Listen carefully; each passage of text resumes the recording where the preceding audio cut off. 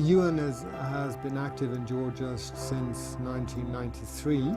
გაერთიანებული ერების ორგანიზაცია 1993 წლიდან აქტიურად წარმართავს თავის საქმიანობას საქართველოში. ჩვენ გვყავს დაახლოებით 300 თანამშრომელი, 15 რეზიდენტ სააგენტო და ვხარჯავთ დაახლოებით 30-40 მილიონ ამერიკულ დოლარს წელიწადში. გასულ წელს ჩვენი საქმიანობა ძირითადად მიმართული იყო რუსეთ-საქართველოს კონფლიქტის შედეგად დაზარალებული მოსახლეობის უპირველეს საჭიროებათა დასაკმაყოფილებად. გაეროს სააგენტოები ერთობლივად იბრძოდნენ და ვფიქრობ, კარგი მუშაობა გავწიეთ, რა თქმა უნდა, დონორების ფინანსური მხარდაჭერით. Now is the time. I think we did a good job. We pulled together and worked as one, all the agencies.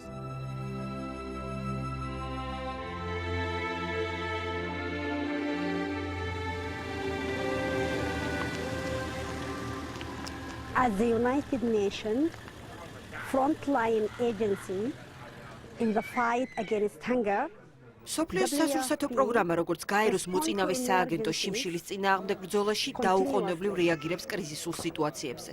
ჩვენ სასიცოცხლოდ აუცილებელი სურსათით ვამარაგებთ დაზარალებულ მოსახლეობას. ამასთანავე ვეხმარებით მათ ხანგრძლივ ვადიანი სასურსათო უსაფრთხოების უზრუნველყოფაში. ამისთვის სოფლიოს სასურსათო პროგრამამ სურსათის სამუშაოსთვის და ფულის სამუშაოსთვის პროექტების განხორციელება დაიწყო მტოლვილთა დასახლებებში და კონფლიქტის ზონის მიმდებარე სოფლებში. In Georgia for the IDP communities as well as in the adjacent areas. სოფლის მოსახლეობის მოთხოვნით მივმართეთ გამგეობას, ადგილობრივ რაიონის გამგეობას. გამგეობამ გაეროს დახმარებით ეს სამუშაოების შესრულება დაიწყეს. ჯებირ სამუშაოებს ვატარებთ 200 მეტრის სიგრძის 900 კუბის ოდენობით დასაქმებულია 115 ადამიანი, ადგილობრივი მოსახლეობა. Thanks to money from the ევროკავშირისგან მიღებული დაფინანსების წყალობით გაეროს განვითარების პროგრამა ომის შედეგად დაზარალებულ მოსახლეობას ეხმარება. შიდა ქართლში ჩვენ ვახორციელებთ წყალმომარაგების, საკანალიზაციო და ირიგაციული სისტემების, აგრეთვე სკოლების, საბავშვო ბაღებისა და მუნიციპალური შენობების აღდგენასა და შეკეთებას. გაეროს განვითარების პროგრამამ დახმარება გაუწია იმ ფერმერებს, რომელთა მოსავალის დაზიანდა ან მთლიანად განადგურდა საომარი მოქმედებების შედეგად. მათ მიიღეს საშემოდგომო ხორბლის თესლი და დროულად დაამუშავეს 650 ჰექტარი მიწა, რამაც საარსებო წყარო 1100 ოჯახზე მეტ შეუნარჩუნა. ომით დაზარალებულ რეგიონში ჩვენი მხარდაჭერით გაიცემა მიკროკრედიტები, რაც მცირე ბიზნესის განვითარებას უწყობს ხელს. გარდა ამისა, ჩვენი ხელშეწყობით გორის უნივერსიტეტში ამოქმედდა პროფესიული სწავლებისა და გადამზადების პროგრამები ისეთ სფეროებში, როგორიცაა სოფლის მეურნეობა, გადამამუშავებელი მრეწველობა და მშენებლობა. ამ პროფესიებზე მოთხოვნა ადგილობრივ შრომის ბაზარზე საკმაოდ მაღალია, რაც დასაქმებას შეუწყობს ხელს. This will help get them jobs of course and long-term jobs to secure their livelihoods. ჩვენ ვიმყოფებით გორის რაიონის სოფელ საქაშეთში, რომელიც მდებარეობს 15 კილომეტრის მოშორებით ცხინვალიდან. სწორედ აი ამ გზაზე ომის დროს გადიოდა უამრავი ტანკი, საბრძოლო იარაღები და ამ სოფელში მცხოვრები ყველა ბავშვი გადაყვანილი იყო თბილისში, საბავშვო ბაღებში, ინსტიტუტებში ისინი ცხოვრობდნენ. როდესაც დაბრუნდნენ, ჩვენც მათ ერთად მოვყევით, ჩვენი ორგანიზაცია არის მორდვიჟენი და ეს პროექტი დაფინანსებულია ნაწილობრივ UNICEF-ის მიერ. და ჩვენ აქ ჩამოვედით სექტემბრის თვეში, დავიწყეთ ამ სკოლის რეაბილიტაცია, გავაკეთეთ ბავშვთა კლუბი Child Friendly Space, რომელსაც ასევე ეძახით.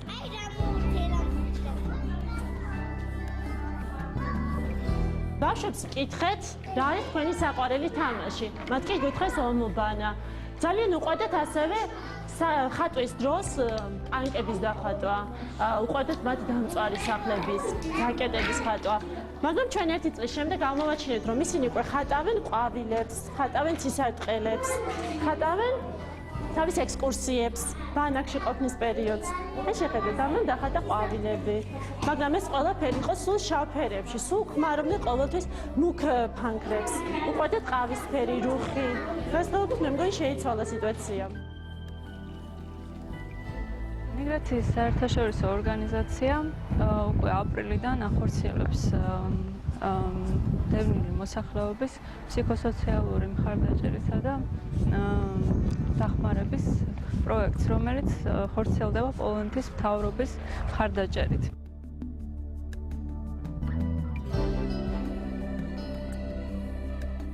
მინდა ახსნა ახლა რა ხდება და სად ვიმყოფებით.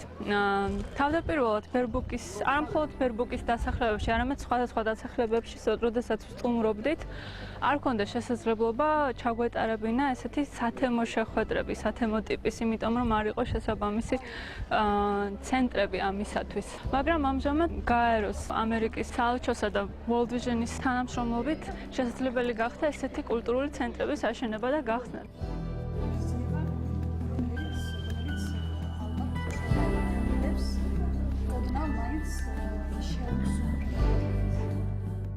ჩვენ ვიმყოფებით ქარელის რაიონის სოფელ ახალ სოფელში, ეს არის დევნილთა ერთ-ერთი ჩასახლება, სადაც ჩასახლებულია ძირითადად ყოფილი ზნაურის რაიონის მოსახლეობა, დევნილები და შემოვედით აქ 2008 წლის 22 ნოემბერს.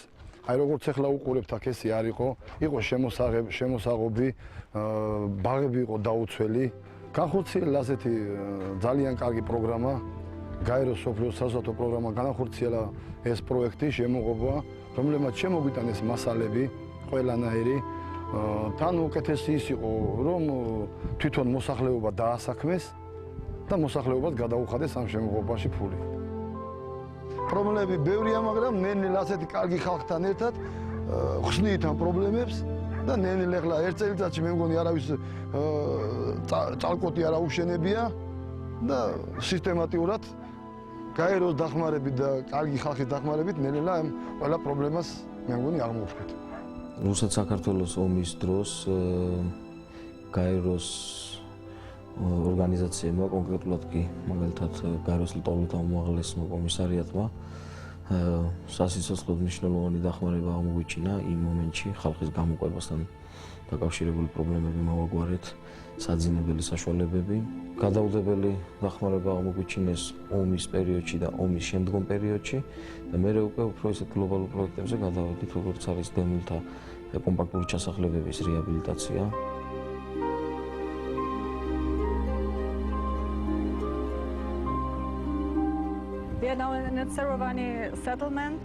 ახლა ჩვენ ვიმყოფებით წეროვანის კომპაქტურ ჩასახლებაში.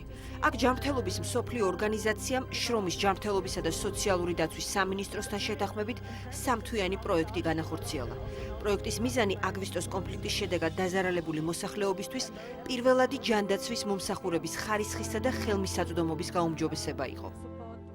პროექტის ფარგლებში სოფელ ქურთადან დევნილი სამედიცინო პერსონალი წეროვანის ამბულატორიაში დასაქმდა.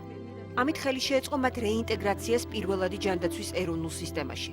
ჯანმრთელობის მსოფლიო ორგანიზაცია დევნილ ექიმებს მედიკამენტების, სამედიცინო ხელსაწყოების, აპარატურისა და მობილური ჯგუფებისთვის საწვავის შეძენაშიც დაეხმარა. მთლიანობაში ქურთას საავადმყოფო სამედიცინო პერსონალისგან დაკომპლექტებულმა მობილურმა ჯგუფებმა კვალიფიციური დახმარება გაუწიეს 2007-მდე დევნილს შიდა ქართლის, ქვემო ქართლისა და მცხეთა მთიანეთის რეგიონის 11 კომპაქტურ ჩასახლებასა და მიმდებარე სოფლებში.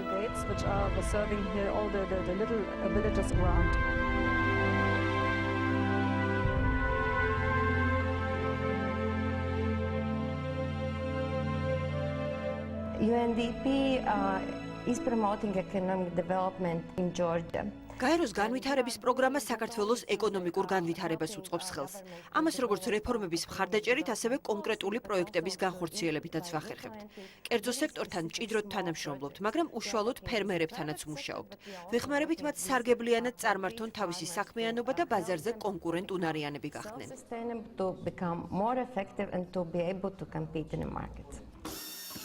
In Kachereti, UNDP is helping farmers to process their fruits and vegetables. კაჭრეთში გაეროს განვითარების პროგრამამ ხელი შეუწყო ხილბოსტნეულის გადამამუშავებელი საწარმოს გახსნას. მისი მეშვეობით ადგილობრივ ფერმერებს შეუძლიათ ადვილად გადაამუშავონ ხილი და ბოსტნეული და გასაყიდად დაამზადონ გემრიელი ხილფაფები, მურავები, მარინადები და სასაუზმე კონსერვები. ამ პროექტით გვინდოდა გვეჩვენებინა, რომ კარგი აღჭურვილობა და ყველა სანიტარული ნორმისა და საკვების უვნებლობის სტანდარტის დაცვა შესაძლებას გახდის, რომ ადგილობრივი პროდუქტი, როგორც სუპერმარკეტებში, აგრეთვე მომავალში ევროპაშიც გაიყიდოს. Not only in market but also in shops, but maybe also in the future to export to Europe.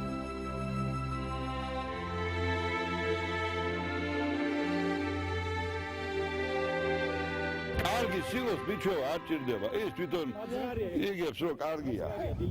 საქართველოში გაეროს რუსეთისა და სოფლის მეურნეობის ორგანიზაციის საქმიანობა მიმართულია სხვადასხვა დარგების განვითარებისაკენ. კერძოდ, ჩვენი ტექნიკური დახმარების პროექტები ფოკუსირებულია ისეთ მიმართულებებზე, როგორიც არის ვეტერინარია, სურსათის უვნებლობა, ასევე შესაძლებლობათა გაძლიერება იმ სახელმწიფო დაწესებულებების თუ არასამთავრობო ორგანიზაციების, რომლებიც უშუალოდ არიან დაკავებული სოფლის მეურნეობის სექტორის განვითარებით ქვეყანაში. ჩვენ რამდენიმე პროექტი განახორციელეთ აგვისტოს მოვლენების შედეგად დაზარალებული მოსახლეობის დასახმარებლადაც ძირითადად შიდა ქართლის რეგიონში. Basically what we're trying to do with this assistance is ძირითადად ჩვენი დახმარების მიზანია უზრუნველყოთ იძულებით გადაადგილებულ პირთა და კონფლიქტის შედეგად დაზარალებული მოსახლეობის საკუთარი საარსებო პირობების აღდგენა.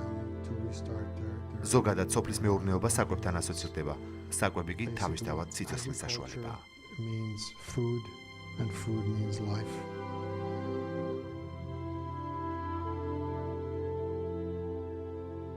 დედათა და ბავშვთა სიკვდილიანობის შემცირების დარგში ჩვენ ვცდილობთ, რომ უკეთესი სერვისები შევთავაზოთ ჩვენ მოსახლეობას.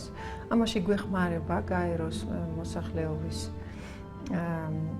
ფონდი, ასევე UNICEF-ი და ვცდილობთ, რომ უკეთესად დაიგეგმოს ოჯახის დაგეგმარების სხვადასხვა ახალი და თანამედროვე მეთოდებით. გაეროს მოსახლეობის ფონდთან ერთად ჩვენ ვუშვებთ სხვადასხვა შორეულ რეგიონში მობილური ბრიგადები, რათა უფასოდ კონსულტაცია და წამლები მიაწოდონ მოსახლეობას, რომელსაც ხშირად არ აქვს ამისი სახსრები.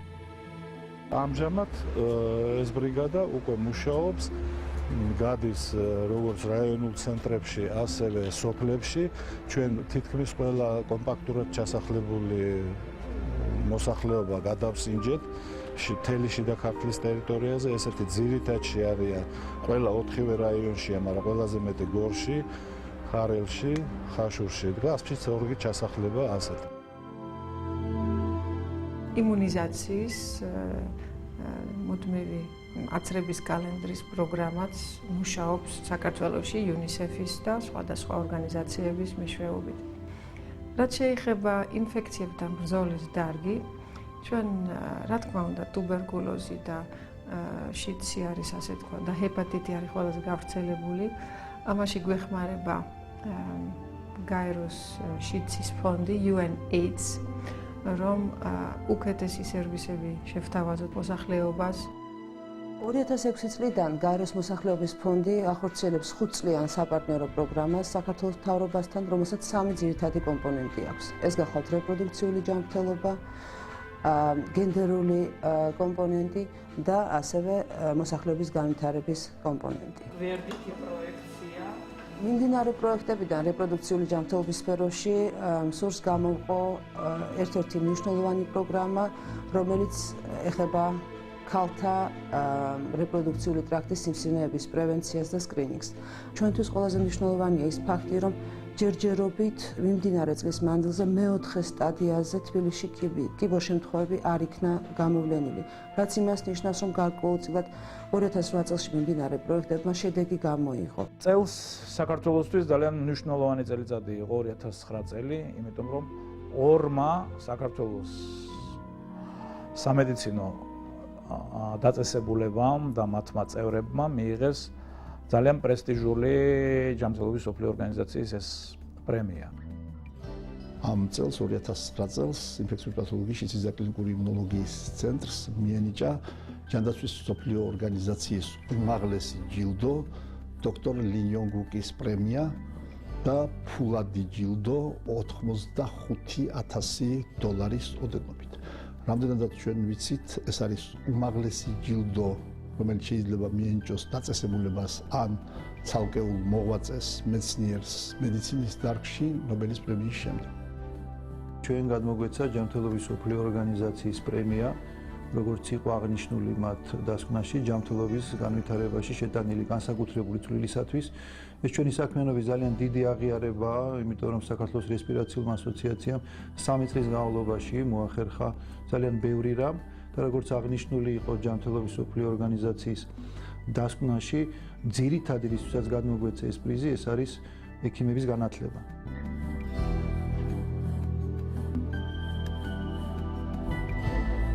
2009 წელს სრულდება 30 წლის იუბილე გაეროს ქალთა კონვენციის ქალთა მიმართ ყველა ფორმის დისკრიმინაციის აღკვეცის შესახებ, რომელიც გენერალურმა ასამბლეამ 1979 წლის 18 დეკემბერს მიიღო. ეს 30 წლის იუბილე მსოფლიოს მრავალ ქვეყანაში აღინიშნება იმისათვის, რომ ხაზი გაესვას იმ მიღწევებს, რაც ქალთა უფლებების კუთხით გაკეთდა სხვადასხვა ქვეყანაში და გამოიკვეთოს ის პრიორიტეტები, რაც კიდევ გასაკეთებელია. საქართველოს კონვენციას შეუერთდა 1994 წელს დათქმების გარეშე. ეს ძალიან დიდი ნაბიჯი იყო ქალთა უფლებების წინ წამოწევის კუთხით, რაც ჩვენთან ხშირად ეს ზედაპირზე არ დევს, მაგრამ თუ ჩაუღრმავდებით, საკმაოდ პრობლემურია. არის საკითხები დაკავშირებული ძალადობასთან, ქალთა ჩართულობა პოლიტიკურ ცხოვრებაში, მონაწილეობა, გადაწყვეტილების მიღების პროცესებში, ეკონომიკური უფლებები და შესაძლებლობები და სხვა და სხვა. დღესდღეობით ვიმყოფებით გაეროს განვითარების პროგრამის ღონისძიებაზე. საკმაოდ საინტერესოა, სადაც საუბარია ქალის როლზე პოლიტიკაში. საკმაოდ მნიშვნელოვანი ინფორმაციას ვღებულობ, საკმაოდ ცოდნის თვალსაზრისით საინტერესო თემებზე იყო საუბარი და შევეცდებით ხვალინდელ პოლიტიკურ მუშაობაში გავითვალისწინოთ.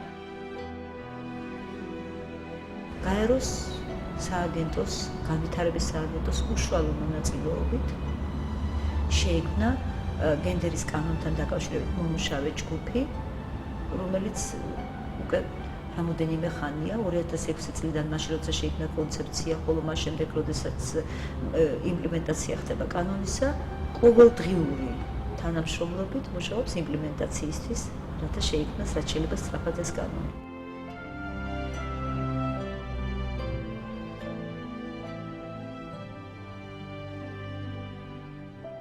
გაეროს განვითარების პროგრამასთან ურთიერთობა ბოლო რამდენიმე წელია მიმდინარეობს, გრძელდება, ძალიან ბევრი რამე გაკეთდა. სწორედ გაეროს განვითარების პროგრამის დახმარებით სახალხო დამცველის აპარატში ფუნქციონირებს ცენტრი, იგივე ტოლერანტობის ცენტრი, რომელიც ფარავს ეთნიკურ და რელიგიურ უმცირესობებს და ძალიან მნიშვნელოვანია ჩვენთვის ამ ცენტრის ფუნქციონირება, ვინაიდან ეს მთლიანად დამოკიდებულია სწორედ გაეროს განვითარების პროგრამის მხარდაჭერაზე. ჩვენთვის ასევე ძალიან მნიშვნელოვანია შეზღუდული შესაძლებლობების მქონე პირთა ცენტრი, რომელიც ასევე გარკვეულ მხარდაჭერას იღებს გაეროს განვითარების პროგრამისგან. ბავშვთა უფლებათა ცენტრის ფუნქციონირებისთვის ძალიან მნიშვნელოვანია გაეროს ბავშვთა ფონდის მხარდაჭერა და საქმიანობა.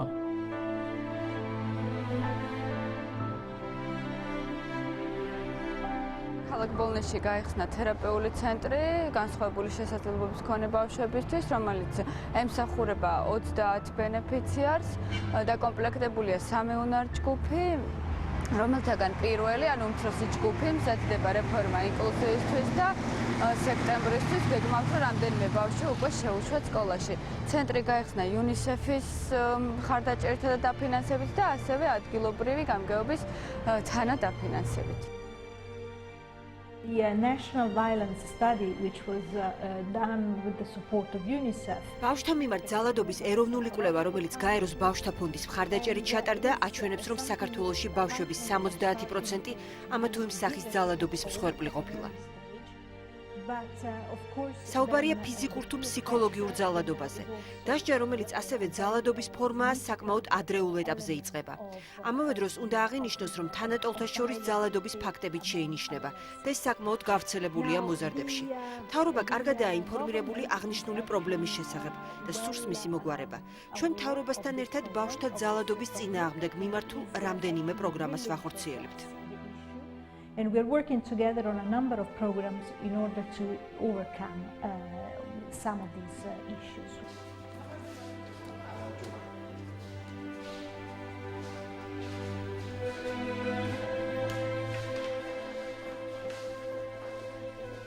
With the support of the European Union. ევროკავშირის მხარდაჭერით გაეროს ბავშვთა ფონდი თანამშრომლობს საქართველოს მთავრობასთან არასრულწლოვანთა მართლმსაჯულების რეფორმის სფეროში, რათა ხელი შეეწყოს საპატიმროში და პრობაციაში მყოფ არასრულწლოვან მსჯავრდებულთა მდგომარეობის გაუმჯობესებას. ეს ხორციელდება პრობაციისა და პენიტენციალური სისტემის თანამშრომელთა პროფესიული გადამზადების ინტენსიური პროგრამების მეშვეობით. ასევე პროექტის ფარგლებში ხორციელდება საგანმანათლებლო და პროფესიული ხელობის შემსწავლელი პროგრამები. ტარდება ტრეინინგები სასიცოცხლო უნარჩვევების შესახებ, უშუალოდ პრობაციასა და პატიმრობაში მყოფ არასრულწლოვანებისათვის, რათა ხელი შეეწყოს მათ რეინტეგრაციას საზოგადოებაში.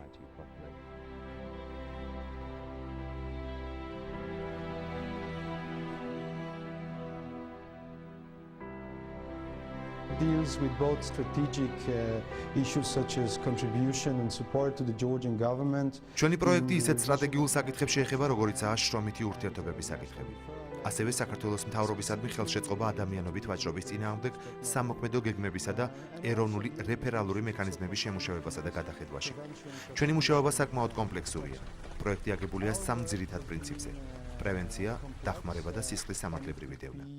საქართველოს უდიდეს პროგრესს მიაღწია ბოლო 3-4 წლის განმავლობაში. შეერთებული შტატების სახელმწიფო დეპარტამენტის ანგარიშის მიხედვით, საქართველოს ადამიანით ვაჭრობის სფეროში პირველი კატეგორიის ქვეყნების კლასიფიკაციაში დაიმკვიდრა ადგილი. შრომის საერთაშორისო ორგანიზაცია თავის მხრივ ცდილობს წვლილი შეიტანოს საქართველოში ადამიანებით ვაჭრობისა და იძულებითი შრომის წინააღმდეგ ბრძოლის სფეროში.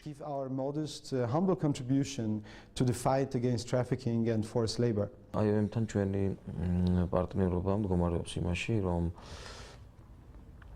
ლეგალურ და არალეგალურ მიგრაციაზე ვმუშაობთ ერთად.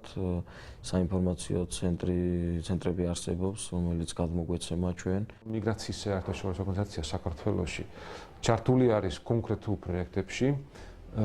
მუშაობთ პირდაპირ ჩვენ ბენეფიციარებთან, ისინი არიან პოტენციური მიგრანტები, მათი ოჯახები, რა თქმა უნდა. ასევე დაბრუნებული მიგრანტები, რომლებიც იხნეს საზღვარგარეთ ბრუნდებიან საქართველოში, მათთან ერთად და მათ ოჯახებთან ერთად მაქსიმალურად ვცდილობთ, რომ მათი ინტერესები და უფლებები იყვნენ დაცული და რა თქმა უნდა, სახელმწიფოს ინტერესებიც ჩვენთვის ძალიან მნიშვნელოვანი არის, იმით რომ საქართველოს მიგრაციის მართვა იყო იმ დონეზე, რაც არის საჭირო. Now I think is the time to shift to the development agenda of Georgia. ამჟამად გაერო სააგენტოების ამოცანაა საქართველოს მთავრობასთან, არასამთავრობო ორგანიზაციებთან, დონორებთან და რა თქმა უნდა საქართველოს ხალხთან ერთად ხელი შეუწყოთ ქვეყნის მდგრად განვითარებას. მთავარი ამოცანა კი 1000 წლეულის განვითარების მიზნების მიღწევაა. კერძოდ ქვეყანაში სიღარიბის დაძლევა, აგრეთვე ჯანმრთელობისა და სხვა კეთილდღეობის ამაღლებისკენ მიმართული ღონისძიებანი. And well-being goals in the Millennium Development Goals. ჩვენ სახელმწიფოები მშენებლობაში, რომელიც ბოლო წლებია ესე განსაკუთრებულად აქტიურად მიმდინარეობს, გაეროს როლი არის ერთ-ერთი ყველაზე დიდი. მინდა ვუსურვო, რომ კიდევ უფრო ჭიდროდ ვიმუშაოთ თანამშრომლობ საქართველოში სხვადასხვა ამ სააგენტოებთან, რათა მივახციოთ 2015 წლამდე გაეროს მიერ დადგენილი 1000 წლეული განვითარების მიზნები.